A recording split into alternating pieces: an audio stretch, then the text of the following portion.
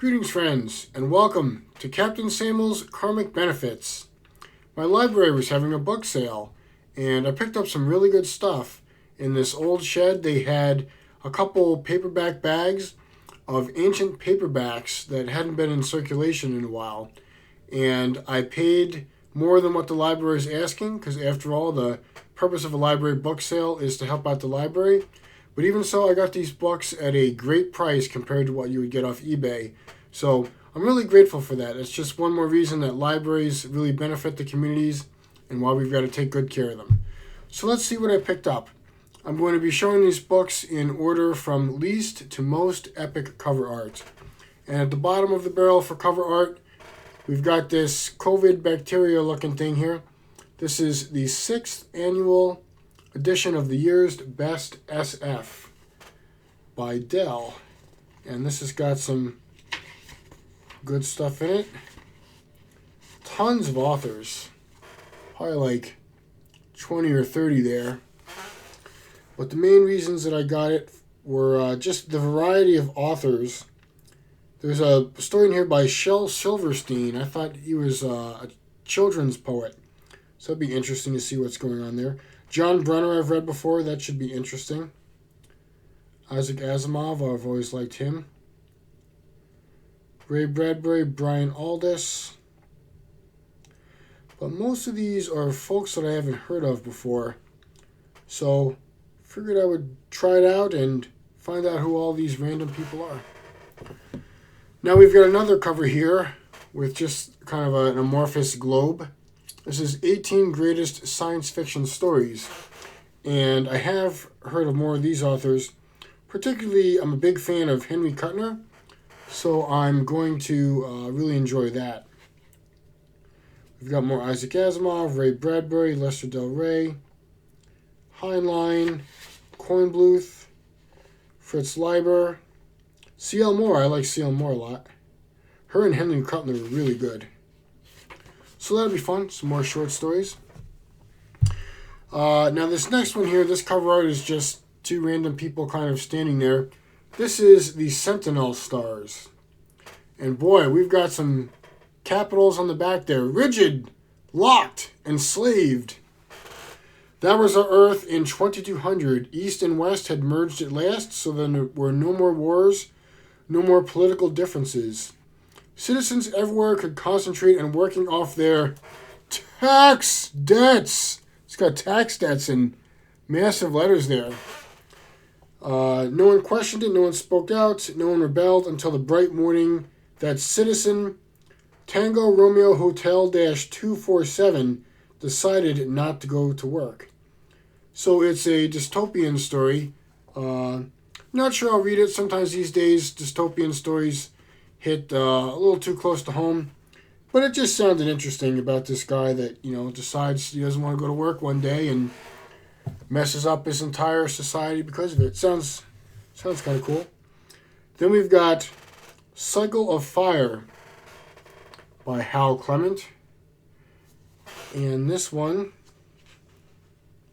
is about a guy who crashes on a alien ship and meets another sentient being wandering around there. But I guess the alien is not quite what it seems. This creature, this thing called Dar, possessed a mind more powerful than his own. A mind totally retentive of facts, interpretation, analysis. A mind capable of feelings and desires fully as keen as Nils' own. And to this mind, Nils Kruger, the protagonist, was alien. Sounds kind of cool. Never read anything by Hal Clement. See what that's all about. Okay, this cover grosses me out a little bit, but I love the title. War with the Newts. So, War with the Newts is by Karel Čapek, Karel. It's in 1937, and it's got kind of an antiquated writing style. It's about humans who created these biological creatures called newts to do all of their work for them, and then the newts rebel. Wah, wah. Another anthology here. The best from fantasy and science fiction, 14th series. an ace book. It's got some Roger Zelazny in there. I'm trying to read more of him. A Rose for Ecclesiastes. Should be fun. Some J.G. Ballard. I've never read anything by J.G. Ballard, but a short story would be a good place to start. Yeah, again, and just a lot of these anthologies are folks I've never heard of. Avram Davidson, Jack Sharkey, Wilma Shore, Kit Reed, T.P. Caravan, Terry Carr, Alan Kim Lang, Eric Sinclair, Louis J. Adams, Alan E. Norse, S.S. Johnson, Ron Webb, James Ransom. Yeah, I've never heard any of those authors mentioned on the booktubes. So see what that's all about. So Richard over at Vintage SF really loves this book. It's kind of the book that got him started on his SF reading journey. Day of the Triffids. I like this cover art. Nice green, crazy plant monsters in the background. Yeah, it's basically about these Triffid aliens that come to Earth and kind of take everything over and cause an apocalypse. Never read any John Wyndham. That should be interesting. Never read any Heinlein either. This is Revolt in 2100. In the year AD 2100, an evil dictator rules the United States. He maintains power through the clever use of advanced science and psychology. He is backed by a dedicated military clique. Revolt in the year 2100. So I don't know if I'll read this one either. Again, dystopian stuff kind of hits a bit too close to home these days. But as I did leaf through it, it seemed kind of interesting. It's got some extremely right-wing Christian characters as maybe protagonists, antagonists, I'm not sure. But it talks about how this guy gets out of the military academy and joins a military unit called Angels of the Lord. So, I don't know, give it a try. See what Heinlein and Revolt in 2100 is all about. Now, this is a book I already have a copy of, but I liked the old-timey edition of this. This is Out of the Silent Planet by C.S. Lewis, and I bought that for my buddy. Now, this next one is an Anne McCaffrey collection of short stories called Get Off the Unicorn. Quite frankly, I think that sounds more like a Piers Anthony title to me. She wrote that book about the dragons that are biologically engineered, Dragon Riders of Pern. I have that. I haven't read it yet. I've got some other Anne McCaffrey, I think. No, I saw the Ship Who Sang at a bookstore and passed it up. But this time I didn't pass up any more Anne McCaffrey. It's some short stories by her, so I can give her a try in short story form. So I reviewed The Iron Dream by Norman Spinrad recently on my channel. I really liked it. I found some more Norman Spinrad. This is A World Between. It's about a utopia on a planet called Pacifica that's doing really well. And then there's a faction called The Media, in all caps, that wants to tear the planet apart. It says, there are those who would have it otherwise, who have come to Pacifica to turn its very freedom into an instrument of its bondage, who have launched a devastating media war on Pacifica to divide and conquer. Norman Spinrad. See what he's got to say about the media. So later on in the collection, you'll see that I got Circus World by Barry B. Longyear. I think this is the prequel to that. City of Baraboo. And so since I picked up Circus World, I figured I'd get the prequel as well. I guess this is about a circus in the year 2142. Okay. That's a unique premise. I'll say that. Now we're getting into covers that I'm finding a little more interesting. Here we've got Winky the Demon. He's having a good time. I guess this was an old magazine called The Unknown, and this is a collection of stories that were in the magazine The Unknown, and it's got some interesting authors. Again, it's got Henry Kuttner, who I love, Elsbreg de Camp, which I found okay, Fritz Leiber I found okay in the past, and then Nelson Bond, Robert Arthur, Frederick Brown, Anthony Boucher, Manly Maid Wellman, it's a hell of a name, and Malcolm Jameson. But most of those names I've never even heard of before, so try to discover some new authors. Okay, so this is some really cool stuff now. Every time I go to like actual bookstores, I can't find any Philip K. Dick because he's highly collectible. I found a number of Philip K. Dick books in this library sale. And so we've got The Three Stigmata of Palmer Eldritch. Eldritch? I guess how you say that? Name of the book creeps me out a little bit, not gonna lie, but the back of the book was really good. It was always Saturday. You woke each morning with a comfortable feeling that you didn't have to go to your job. Instead, you could climb into your brand new Jaguar, pick up your girl, and go to the beach. Except that when you looked into your shaving mirror, you saw a note tacked up, written in your own hand. This is an illusion. Make good of your time, buddy boy. Because the illusion wouldn't last, and soon you would be back as an unwilling colonist on the dreary planet Mars. Yeah, man. Philip K. Dick. I've never read anything by him, but people speak highly of him. Sci-Fi Finds, especially, likes Philip K. Dick, so now I can give him a try. And even though, because of my war experiences, I really don't watch a lot of movies, particularly violent movies, I did like Total Recall a lot. I thought that was a good movie, and that was based on We Can Remember It For You by Philip K. Dick, which I've never read, but would like to one day. Okay, now check out this cover. This is The Dark Universe by Daniel F. Galloy. Pile of zombies. This is about a post-apocalyptic world where everybody has to live underground. They get around by clacking rocks together, and some of them are mutants that don't even need eyes anymore, and they worship light, and radiation is considered a demon. Need a bit of water here, getting over cold. Here's another cool but creepy cover. This is Masters of Science Fiction with this dripping creepy eye. Again, a mix of authors I've heard of and authors I've not, so give that a whirl. I love A. Van Vogt, and now we're getting into some cool covers. I love this dude. He's just chilling on the throne there. Lost, 50 Suns. One Earth ship versus the entire fleet of the 50 Suns. Sound like a lost cause? Not in the hands of A. Van Vogt. Yeah. So I guess someone has misplaced 50 Suns. Hope they find it. Now we've got some fantasy. Evanor by George MacDonald.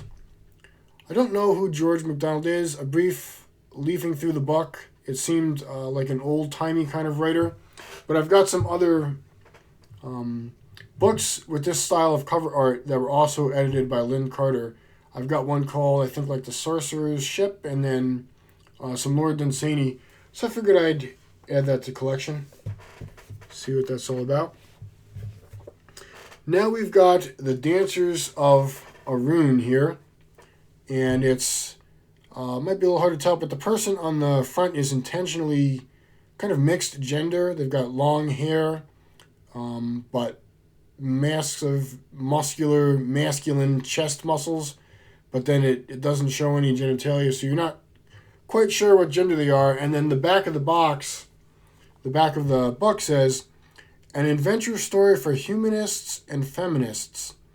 So I just thought, in a SF world where most books are brawny dudes on the cover rescuing buxom, barely clad chicks, I thought that sounded pretty different. And she's holding a cat, what's not to love?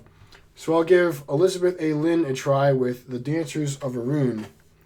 An ancient promise is redeemed, a dream rides up on a bay horse, a boy becomes something finer than a man. The young scribe of Tornor is taken by the Cherries, the dancing warriors, to the warm lands where he learns what it means to be a witch. Okay. Sounds a little bit off the beaten path. I'm all for it. Now, when I was a teenager, I loved Isaac Asimov and read all the Foundation and robot stuff, but I haven't read anything by him as an adult, and this is The Stars Like Dust. I almost didn't take this one with me, honestly. It just kind of sounds like an alien invasion thing, but I like Isaac Asimov. Give him a try. And I like the cover art there, some kind of galactic gate with all kinds of little people in the foreground. So I like H.G. Wells. I've read the common stuff by him, Invisible Man and Time Machine. But we've got The First Men in the Moon. Searing heat of moon day, strange plants that poison the mind, weird insect-like moon creatures. All right, I'm all about it. H.G. Wells, The First Men in the Moon. Now we're getting into covers that I'm really starting to enjoy more. More Philip K. Dick, Clans of the Alphane Moon. I love that vintage 50s style spaceship outfit there. The guy's manning the anti-aircraft cannon. Holding a precarious liberty as the result of an interstellar stalemate, the human survivors of Alpha Centauri's hospital moon readied themselves for their war of independence. Naturally, the pairs, always suspicious and cunning, assumed the leadership, leaving it to the Mansies to provide the superweapons out of their sheer love of violence. Propaganda and other details would have to be left to the Skitzes, the Hebes, the Pollies, and the Obcoms. Those are some names. But when the Earth expedition arrived, everything turned out to be different because they were too divided among themselves, and some of them weren't really human at all. All right. If I do try Philip K. Dick, I might actually start with this book. I kind of like to read stuff that I haven't heard people talk about on the BookTube as much. I like to be off the beaten path a little bit. I've never really heard anyone mention this, so when I try Philip K. Dick, that might actually be where I start. Some more Philip K. Dick here, Martian Time Slip. I like this dude. He's out there on Mars, just having a day in the garden. That sounds good. I like some yard work. To be honest with you, even after reading the back of the book, I'm not really quite sure what this book is about. I guess it's about schizophrenia, Mars, a plumbing union. Yeah, bro, I don't know what's going on with this book. But, Philip K. Dick, I guess his reputation, he's kind of out there as an author. I'm cool with that. Martian Time Slip, very good. Now, I've read some C.J. Cherryh before. I really liked her Fated Sun series, but I didn't like her first book. I forget the protagonist's name, but it was called The Gates of Ivral. It was like a science fantasy book. So, even though I'm okay on C.J. Cherryh, I picked this up, The Dreamstone. Pretty epic cover of a woman lifting up a magical sword, and I like the color blue. It is about technology and magic in conflict in the small forest of Yaldwood. Okay, this is the story of the last defense of Fairy against the encroaching iron sword of the era of man. Yeah, I like C.J. Cherryh okay, and I'll take a cool book with a blue cover on it. Okay, so have you ever watched 1980s He-Man, where He-Man's, at the palace, he's, hanging out with Cringer or whatever, and then the sorceress's disembodied face, floats next to him, and he's like, oh, He-Man, she's like, oh, He-Man, you got to get to Grayskull, there's some kind of a problem, or she'll give him some other kind of telepathic message. Well, Ira from SF Worlds of Wonder, his wife appeared to me in a disembodied telepathic message while I was going through these books, and she told me to buy this, Firebird by Charles L. Harness. And the joke there is that on Ira's channel, once a month his wife gets to pick what he reads, and she almost always picks some kind of book where it's got cat people on the cover. And there you go, cat people. But yeah, even though the cover's got, scantily clad cat people on it, that's fun. The back of it sounded pretty interesting too. From the distant dipoles of the universe, two telepathic computers, known as Control, rule over life on all civilized planets. And then it basically talks about how they have to use magic rings and elixir and two cat people in love to try to overthrow this computer rule. So yeah, that sounds good. Charles L. Harness. Haven't read anything by him. Give him a try. All right, yeah. Check out this cover, The 10th Planet. I love that 1950s retro goofball, retro future aesthetic. That's awesome. This is about a protagonist named Captain Future. I'm all about a book where the protagonist is named Captain Future. I love that. And basically, I guess the original Captain Future disappears, and then his replacement shows up, and he does bad things. So it's kind of like one of those doppelganger episodes that you see in cartoons all the time. All right, kids, we're into the top 3 cover art. This is a doll book by John T. Philiphant, King of Argent. You got a lot going on here. You got this scantily clad golden buff dude fighting some kind of octopus clam monster while a beautiful blue Smurf lady just hangs out in the background in front of the sun. I get into that. They told John Lampert that he would have to have his entire body metabolism altered to survive on Argent.